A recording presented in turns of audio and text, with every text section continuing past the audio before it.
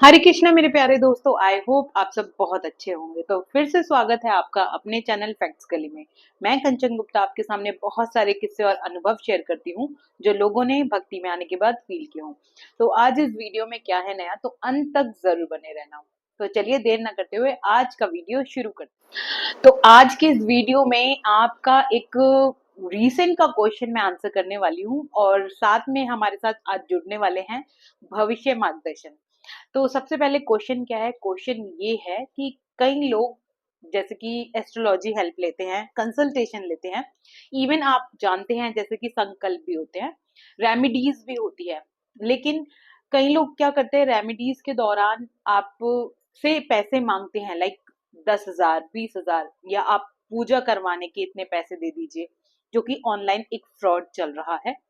तो इस केस में कई लोग पूछते हैं कि दीदी क्या हमें, मतलब ये पैसे अगर हम देते हैं, अगर हम कोई संकल्प कराते हैं या उनसे कोई मंत्र जाप कराते हैं, तो हमें उस चीज का फायदा मिलेगा कि नहीं मिलेगा। तो रिसेंट मेरे पास आया था, एक पर्सन आया था। तो उन्होंने अपनी छोटी सी स्टोरी शेयर करी कि किस तरह से बाहर किसी ने उनसे काफी पैसा मांगा। तो जब वो मुझसे मिले, मेरी वीडियोस देखी, तो उन्होंने सेम क्वेश्चन मुझसे भी पूछा कि दीदी क्या पैसा देने से हमारे साथ जो भी प्रॉब्लम्स चल रही है वो खत्म हो सकती है, या हमारी वो पूजा अगर हो जाए या संकल्प कोई थर्ड पर्सन कर दे पैसा लेकर, तो वो क्या ठीक हो जाएगा। तो चलिए आज इसका आंसर हमें देने वाली हैं चंचल जी, जो कि भविष्य मार्गदर्शन से है। तो अब उनकी राय लेते हैं इस बारे में। जय श्री राम। जैसा कि अभी आपने पूछा कि क्या हम दूसरों से पूजा पाठ करा ले तो उसका असर क्या होता है। आजकल की भागदौड़ की जिंदगी में लोग क्या चाहते हैं कि वो पूजा पाठ भी खुद ना करें, वो किसी और से करा ले। अगर किसी और से पूजा पाठ कराने से, आपका पैसा देकर मंत्र जाप कराने से असर कम होता, तो क्या दुनिया में जितने भी अमीर हैं उनको कोई दुख होता। मंत्र एक ऐसी शक्ति है जिसको हमें खुद से करना चाहिए। अमीर अगर किसी चीज को पैसे देने के बाद कोई पूजा पाठ करा रहा है तो उस पैसे को खर्च करने से उस पर तो कोई असर ही नहीं आया। पर वही पैसा अगर किसी गरीब आदमी ने खर्च किया है और फिर वो पूजा पाठ करा रहा है, तो उसने उस पैसे का बलिदान किया है जिससे वो कुछ और खरीद सकता था। जब तक हम लोग जिंदा रहते हैं तब तक सुख और दुख का सिलसिला तो चलता ही रहेगा। हम लोग इससे भाग नहीं सकते हैं। पर जब भी कोई दुखी होता है तो वो जाता है सीधा और वो क्या चाहता है कि मेरी समस्या ठीक हो जाए, मतलब मेरा जो दुख है वो खत्म हो जाए। पर कोई भी ये नहीं जानना चाहता कि ये जो मुझे दुख हो रहा है ये किस कारण से हो रहा है, और अगर ये दुख मुझे हो रहा है तो मैं ऐसा क्या काम करूं कि मेरी दुख की जो वजह है वो खत्म हो जाए।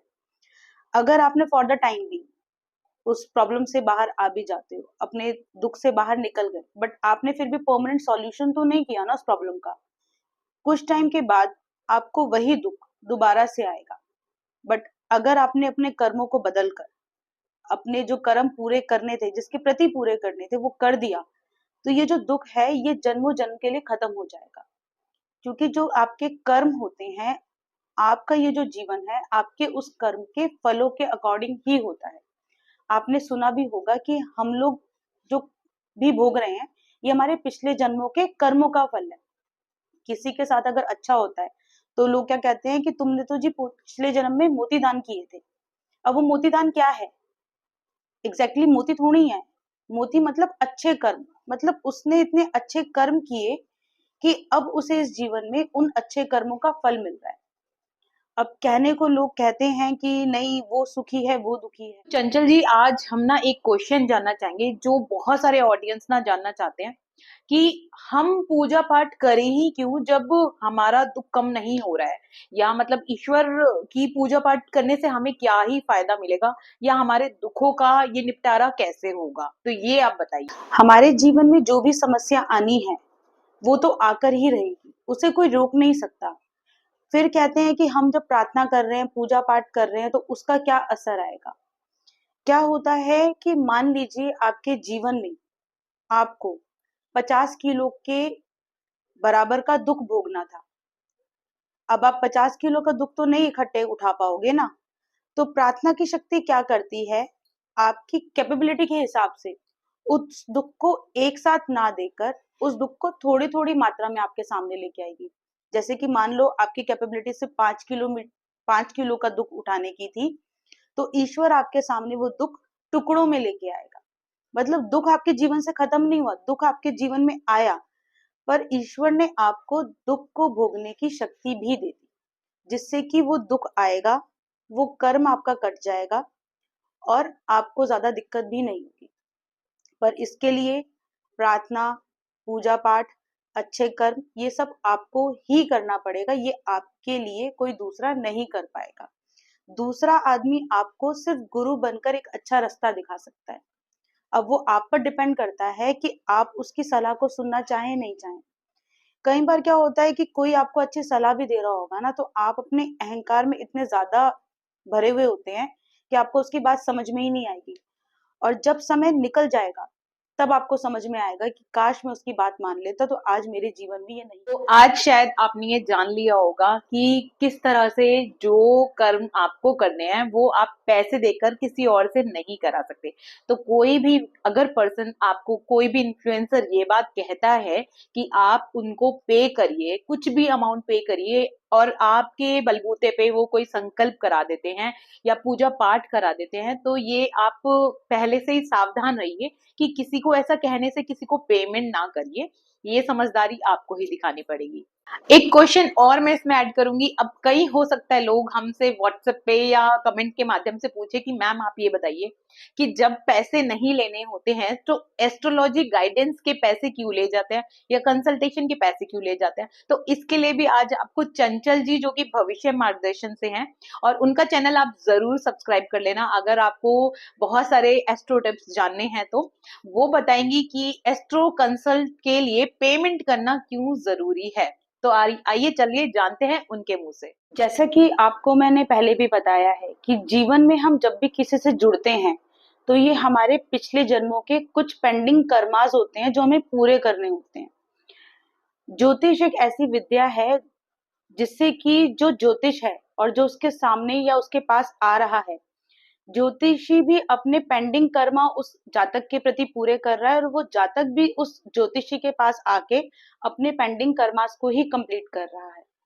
ऐसे में अगर ज्योतिषी उससे बिना पैसे लिए उसे एडवाइस करता है, तो आपने एक बार ये तो सुना ही होगा कि मुफ्त में तो जहर भी नहीं खाना चाहिए। क्या होता है कि मुफ्त में ली गई जो चीज होती है उसकी कोई वैल्यू नहीं होती है, सामने वाला उस चीज को मानता भी नहीं है, करता भी नहीं है, क्योंकि वो तो फ्री की चीज है ना, किसी चीज के काम आएगी ही नहीं। कहते हैं दवाई के लिए भी आपको पैसे देने चाहिए। अगर आपने अपने पैसों से दवाई खरीदी है तो उसका असर ज्यादा आता है। ऐसे ही ज्योतिषी को अगर आप दान पुण्य या फिर उसकी पेमेंट नहीं करेंगे, या फिर आप फ्री में उससे गाइडेंस लेने की कोशिश करेंगे, तो इस प्रकार से आपने अपने और ज्योतिषी के जो कर्मा है उनको बढ़ा दिया है, कम नहीं किया है। क्योंकि हम लोग क्या करते हैं, जब भी किसी चीज की सर्विस लेते हैं हम उसको पेमेंट करके अपना हिसाब बराबर करते हैं। जैसे कि आप मान लीजिए किसी से कोई भी काम करवाते हैं, आप पेमेंट करते हैं ना, वो पेमेंट किस चीज की, अब आपको ये डिसाइड करना है कि आपको क्या उस सर्विस की रिक्वायरमेंट है। अगर आपको रिक्वायरमेंट है, आपको जानना है, आप किसी डॉक्टर के पास भी जाएंगे, किसी आप कंसल्टेशन के लिए कहीं पर भी जाएंगे, मान लीजिए आप किसी साइकेट्रिस्ट के पास जा रहे हैं। ज्योतिषी भी क्या करता है, ज्योतिषी आपको, एक अच्छा ज्योतिषी क्या करता है, किसी भी आदमी को उसको जानने में मदद करता है। क्या होता है कि हमारी आधी से ज्यादा जो प्रॉब्लम्स होती है ना, उसकी प्रॉब्लम ही हम लोग होते हैं। मतलब अगर हम लोग खुद को समझ जाएंगे कि हम क्या चाहते हैं, हम क्या कर रहे हैं, हमारा क्या नेचर है और किस वजह से ये प्रॉब्लम आ रही है, तो हम उस प्रॉब्लम का सॉल्यूशन ज्यादा बेटर वे में कर सकते हैं। पर उसके लिए पहले खुद को जानना पड़ेगा ना। अब उसको कैसे जानेंगे, हम जानते हैं खुद को कि हम कौन है, बट हमें खुद से मिलाने के लिए एक अच्छा ज्योतिषी हमारी हेल्प कर सकता है। तो आई होप आज के इस वीडियो में आपने काफी सारी, हो सकता है अच्छी बातें जान ली हो कि किसी भी पेमेंट से आपकी लाइफ बिल्कुल नहीं बदलने वाली है। जो काउंसलिंग होती है या कंसल्टेशन होती है वो फीस अलग होती है, या कोई संकल्प कराने की जो पेमेंट या पूजा पाठ की जो पेमेंट होती है वो अलग होती है। तो आई होप ये वीडियो आपको एकदम क्लियर कर देगी। जैसे कि कई लोग पूछ रहे थे कि दीदी इसके बारे में आप बताओ, तो मैंने बता दिया है। तो ऐसी और वीडियोस देखने के लिए स्टे कनेक्टेड और साथ में भविष्य मार्गदर्शन को सब्सक्राइब करना ना भूलना। और जिसको एस्ट्रो कंसल्ट कराना हो ऊपर दिए गए नंबर पे व्हाट्सएप छोड़ सकते हैं, आपको जो भी चार्जेस है बता दिए जाएंगे। तो मिलते हैं अगली वीडियो में, तब तक के लिए जय श्री राम।